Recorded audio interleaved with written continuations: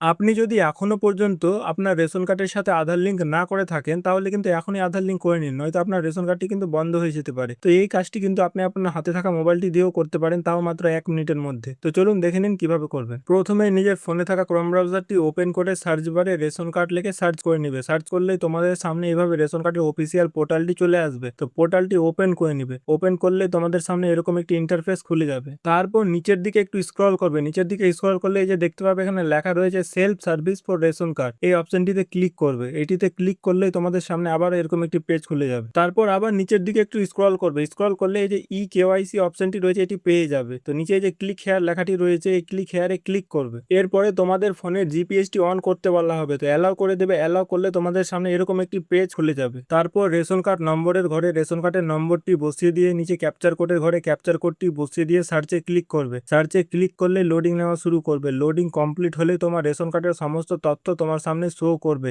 নাম, গার্জেনের নাম, আধার নম্বর এবং সবশেষে আধার লিঙ্কের স্ট্যাটাস, বর্তমানে আধার লিঙ্ক আছে কি নেই। যদি থাকে তো এইভাবে আধার লিঙ্কড বলে লেখা থাকবে। তবে যদি আধার লিঙ্ক করা না থাকে, এখানে আধার নট লিঙ্কড শো করে, তাহলে আধার লিঙ্ক যেভাবে করবে নিচের দিকে আসবে এই যে বক্স রয়েছে এই বক্সটি কিন্তু ফাঁকা দেখাবে। তো এখানে নিজের আধার নম্বরটি এন্টার করবে। তারপর এই চেক বক্সে ক্লিক করবে। তারপরে সেন্ড ওটিপি নিচে যে রয়েছে সেন্ড ওটিপিতে ক্লিক করবে। তারপর ওটিপি দিয়ে সাবমিট করলে তোমার রেশন কার্ডের সাথে আধার লিঙ্ক হয়ে যাবে। তো ভিডিওটি যদি ভালো লেগে থাকে তো অবশ্যই পেজটি ফলো করে দেবে এরকম টাইপের হেল্পফুল ভিডিও পেতে।